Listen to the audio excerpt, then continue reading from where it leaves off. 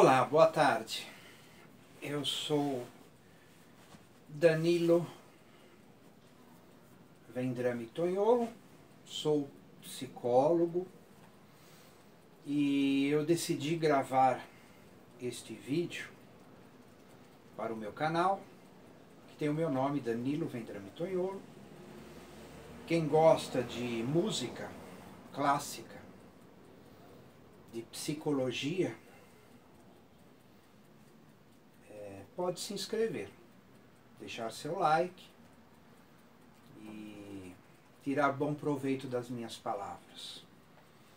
Eu abri esse vídeo mostrando a capa desse livro, da psicóloga Anna Maria Sannino, natural de Nápoles, ela viveu até os 20 anos de idade em Nápoles, na Itália. E eu tive a sorte de conhecê-la quando era bem novinho, no primeiro ano de psicologia. Tinha 22 ou 23 anos. Eu fazia psicologia na Universidade de São Marcos, em São Paulo, Brasil. E havia o livreiro, o Toninho, que trazia os livros para o curso de psicologia. Comprei muitos livros dele, ele me indicou muitos livros bons. E como eu já gostava de Jung, ele sempre citava os livros de Jung, me trazia livros de Jung, das obras completas que eu estava adquirindo. E aí, num dia ele me disse: olha, Danilo, vai ter um curso muito bom sobre Jung. E aí ele me mostrou. Era um curso de 4 fins de semana, sábado e domingo, com Anna Maria Sannino e Lindalva Rodrigues. Lógico, era o primeiro curso sobre esses assuntos, sobre a psicologia analítica, e me atraiu muito e eu participei. E era assim, parte de cada aula era a história, conceitos junguianos dados pela Anna Maria Sannino, e a parte de psicologia da religião pela Lindalva. E ali foi surgindo uma grande amizade, um grande vínculo com a Anna Maria Sannino. E eu já tinha feito 2 anos de psicoterapia behaviorista, tinha sido muito bom. A primeira atividade psicoterápica que eu me propus, passei por ela, me fez muito bem.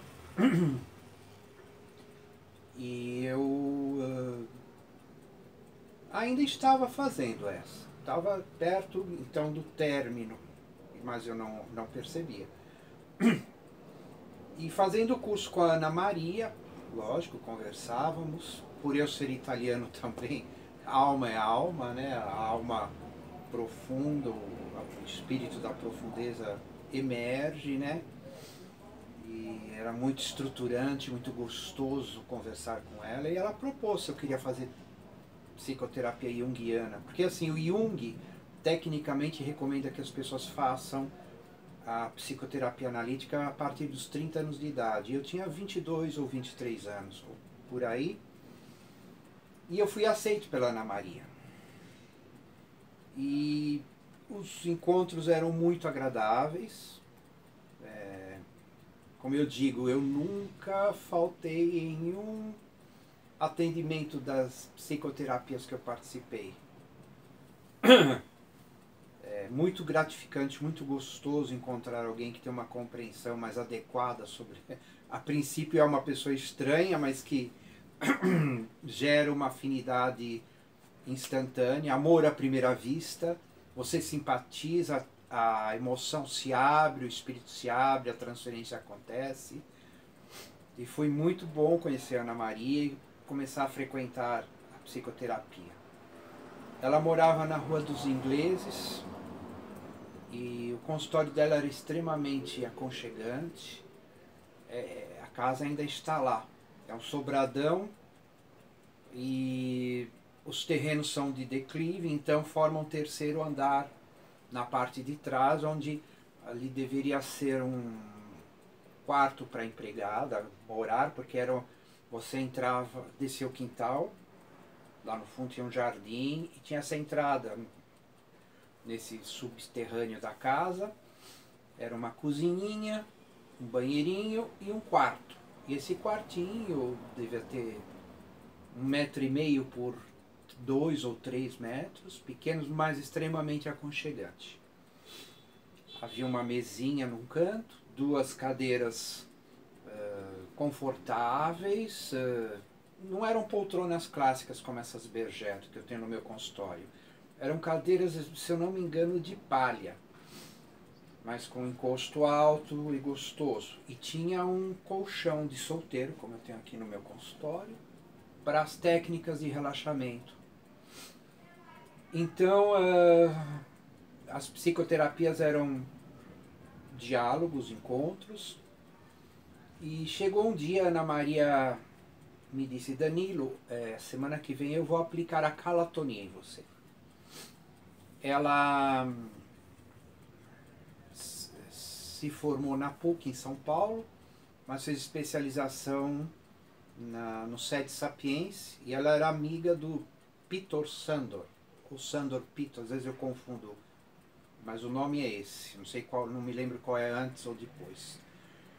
Inclusive ele tem até um livro, Técnicas de Relaxamento, onde ele traz essas técnicas, exercícios psicocalistênicos, calatonia e outros. E chegou o dia, eu deitei na cama, que tem lá, e ela me aplicou a calatonia. Que é uma técnica de relaxamento que trabalha com os pés, os dedinhos dos pés, e é muito gostoso. Né? Emerge muita coisa a partir da calatonia. Né? E assim, a Ana Maria, esse livro dela foi a tese de mestrado dela. Métodos do trabalho corporal na psicoterapia junguiana. Há uma primeira edição com uma capinha cor-de-rosa e essa segunda com algumas acréscimos e correções. O primeiro dela ela me deu até com uma dedicatória na época, né? Esse não tem. Mas assim, isso foi por volta de 1991, mais ou menos. E ela sempre me surpreendia. E aí ela começou a abrir algo mais dos métodos do trabalho corporal, como ela própria usava para si. E ela usava muito para si o Kung Fu e o Tai Chi Chuan. E ela começou a me orientar como aquilo funcionava, e ela fazia o aprendizado dessas 2 artes ali perto da Estação Marechal Deodoro. Eu não me lembro a rua, mas era um espaço muito interessante, de um professor oriental. Haviam lanças, espadas. Um dia ela me convidou para ir lá conhecer e ver a aula que ela fazia, e eu fui assistir. Impressionante ela trabalhar com lanças, espadas. Ela já tinha muita habilidade. E também o Tai Chi Chuan. Eu pratiquei bastante o Tai Chi Chuan. O Kung Fu não cheguei a praticar. E são processos que nos estruturam energeticamente e nos ajudam a corporificar a psique. Como diz na alquimia, há 2 caminhos. No início você espiritualiza o corpo, de baixo para cima, e depois de cima para baixo você corporifica o espírito até alcançar o caminho do meio, que é o chakra cardíaco, o ponto de equilíbrio. De viver, perceber, sentir e intuir. São as 4 funções básicas estruturantes da psique. No Ocidente, o corpo é posto de lado. Pouco se dá atenção ao corpo, ao afeto, aos sentimentos, à sexualidade principalmente. Nós somos aqui muito cerebrão, muito lógico, muito racionais, muito pensamento. E os orientais são mais equilibrados, acrescentando maior vivência com seu corpo físico, chakras e corpos sutis. Então, as técnicas de trabalho corporal que a Ana Maria foi introduzindo na psicoterapia junguiana durante seu trabalho de consultório, suas pesquisas, trouxeram uma expansão, um equilíbrio, uma harmonização.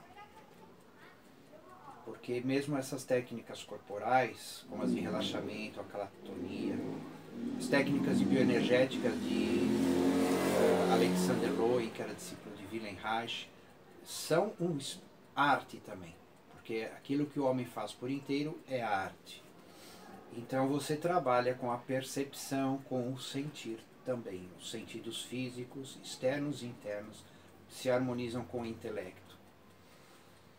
E toda essa implementação, esse trabalho da Ana Maria Sanino enriqueceu muito a psicoterapia junguiana ou analítica, e as pessoas percebiam os benefícios. Eu próprio percebia, porque me abriram esses novos canais, passei a praticar o Tai Chi Chuan.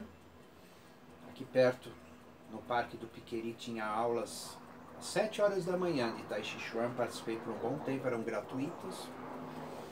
E também muitas técnicas orientais trazem sempre, porque eles são mais espiritualistas, ligados à psique, ao espírito, à energia. Então, por exemplo, o Qigong também é muito bem-vindo, eu pratico também. Mas, veja, o modo que eu pratico é de acordo com a direção do self. Não é algo obrigatório, não são mais aulas que eu pago e frequento tal dia e tal hora, 1 ou 2 vezes por semana. Não é mais assim. Você sente o chamado, o impulso do self. E naquela hora, ou naquele dia, ou naquela temporada você pratica. Algo sutil se expande, se harmoniza e se ativa na sua jornada, no seu processo de individuação. São passos dados na individuação.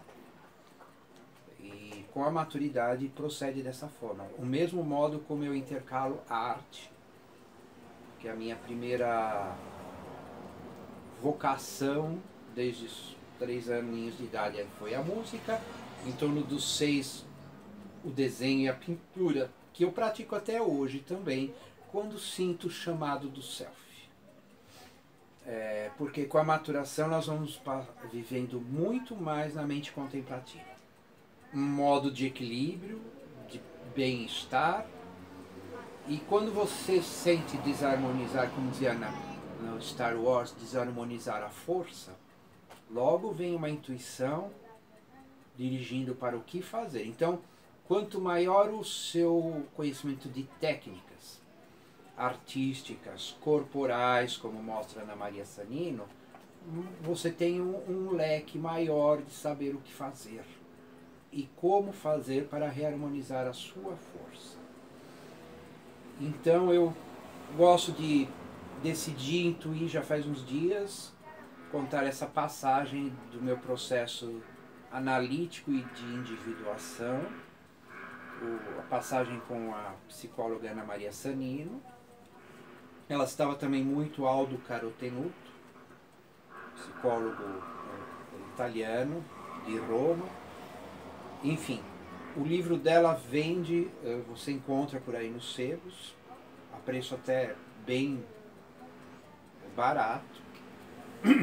Esse eu comprei há pouco tempo, porque o outro estava muito velhinho e é novinho. Comprei no sebo. Então, a Ana Maria atendeu bastante. Depois, acho que eu não me lembro porque eu não marquei, mas eu fiz aproximadamente 3 anos de psicoterapia com ela. E aí ela parou de atender porque ela disse, eu vou me dedicar agora ao meu doutorado. Mas também ela já estava doentinha. Então ela me passou para uma outra analista junguiana, que era analisanda dela também, a Yara Unt. E aí, confesso que eu fiquei triste quando ela me comunicou que não poderia mais me atender, mas não era eu, ninguém mais ela atenderia. E o encaminhamento para a Yara foi bom. Eu simpatizei demais com a Yara, ela me auxiliou profundamente e olha, fiquei muito mais que 3 anos com a Yara. E a Yara trabalhava muito a imaginação ativa e a caixa de areia. A Ana Maria Sanino também trabalhava com a caixa de areia, esqueci de dizer, no consultório sim, mas eu não cheguei a trabalhar com ela com a caixa de areia dela. Eu comecei a ter algumas vivências da caixa de areia com a Yara Unti. Ela tinha uma magnífica caixa de areia com prateleiras repletas de miniaturas, e aquilo era muito gostoso, brincar com as miniaturas na caixa de areia, porque é extremamente lúdico, muito agradável, terapêutico e estruturante. Então eu decidi novamente fazer essa homenagem a Ana Maria Sanino. Eu, enfim, gosto de relembrar os pioneiros, os verdadeiros cientistas, sempre me baseio neles. Como dizia Friedrich Nietzsche, filósofo alemão, se tu queres ter sucesso, imite os antigos. Isso eu sempre respeitei, vivi nessa conformidade e vivo nessa conformidade. Porque às vezes o contemporâneo é extremamente superficial, é o que mais percebo. As pessoas que não têm contato com os pioneiros, os processos históricos das ciências ou das artes, às vezes começa a fazer algo achando novidade e aquilo já é secular. E os antigos tinham sempre uma percepção mais profunda. Eu exemplifico isso dizendo que a contemporaneidade, o espírito de época vive na casca do ovo. Os pioneiros abriam o ovo, quebravam a casca e trabalhavam com a gema e a clara. É uma metáfora para entender que devemos nos aprofundar. Buscar os grandes pioneiros, antigos pioneiros, cientistas ou artistas, para termos um alicerce firme, bem formado. E óbvio, a nossa própria experiência antes de tudo. Nós podemos replicar qualquer técnica, falando em psicoterapia, e colher nossos próprios resultados com o nosso consultório, com as nossas palestras que nós ministramos. Creio que em 1992 a Faculdade de São Marcos fazia Semana de Psicologia. E eu tive a ideia de levar a Ana Maria para fazer uma palestra lá. Falei com os organizadores da Semana de Psicologia na São Marcos e aceitaram. E falei com ela e ela ficou muito contente, ela veio. Ela tinha um Volkswagen cor Bordeaux Grenat. Eu a esperei no dia, cada dia tinham palestras de manhã, de tarde e de noite, a maravilhosa Semana de Psicologia. E me lembro, eu a esperei, ela chegou e ela saiu do carro com um cabide no ombro.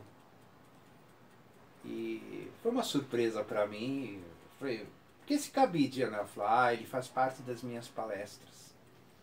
Você vai ver, eu coloco ele lá na janela, ou onde tiver um prego, e deixo lá. E isso é um símbolo, já atrai a atenção dos ouvintes.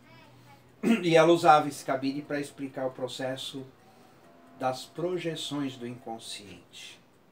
E em torno desse cabide ela tecia, ele como sendo um símbolo, um centro do assunto, ela tecia imensas elaborações com muita sabedoria e foi um sucesso. Pena que eu não fiz fotografia desta palestra, mas ela parece que foi filmada, eu consegui uma cópia e dei para Ana Maria de presente.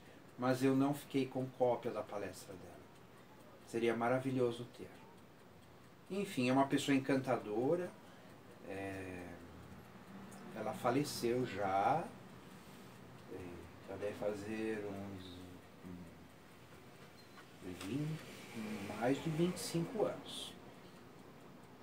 Faz uns 17 anos, por aí que ela faleceu.